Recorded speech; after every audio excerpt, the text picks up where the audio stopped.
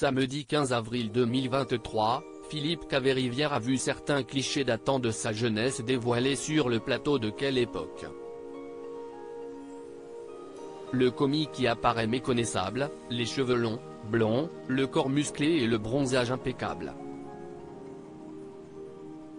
Il était géo dans un club de vacances. À travers ses chroniques dans On est en direct, sur France 2, Philippe Caverivière s'est fait connaître du grand public. Son humour acéré a convaincu Léa Salamé, qui a décidé de donner suite à leur collaboration dans sa nouvelle émission du samedi soir, Quelle époque. Samedi 15 avril 2023, Philippe Caverivière était donc au rendez-vous sur France 2 aux côtés de Christophe de Chavannes et de Léa Salamé. Ils étaient entourés d'invités parmi lesquels Danny Boone, venu présenter son dernier film intitulé La vie pour de vrai. Dans ce long métrage, le comique incarne un homme qui quitte le Club Med dans lequel il a été géo.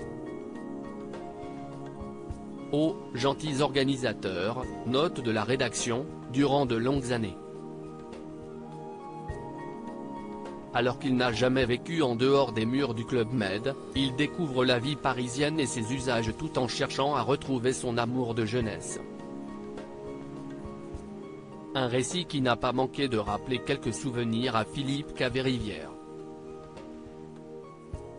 Le comique a en effet été durant sa jeunesse géo. Dans un club de vacances. Léa Salamé ne s'est pas privée de dévoiler quelques photographies inédites de cette époque lointaine.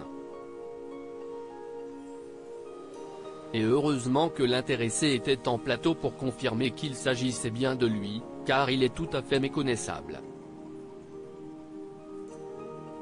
Une époque heureuse, le corps très musclé, le teint hâlé et de longs cheveux blonds platine.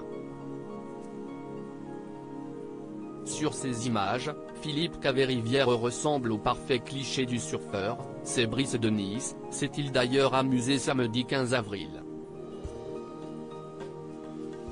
Alors que les invités étaient stupéfaits de le découvrir ainsi, Léa Salamé a lancé « Il est pas mal, hein. Mais ne vous fiez pas à son bronzage, Philippe Caverivière n'œuvrait pas tout à fait dans une destination de rêve, je reçois mon affectation, Montélimar. J'ai fait Saint-Raph-Montélimar, j'ai atterri dans un club qui s'appelle Dieu le fit, qui était un EHPAD, il y avait un mort par semaine. J'étais géosport terrestre, je n'avais personne, je faisais des tournois de foot, et les vieux me disaient, non, je ne veux pas en faire. Ce club gardera une place très particulière dans son cœur. Il y croise en effet Nicolas Canteloup qui a été l'un des premiers à lui demander de lui écrire des sketchs. Ça change ma vie, a-t-il conclu. De quoi donner de l'espoir à Roger. Oh, qui rêve de monter sur scène.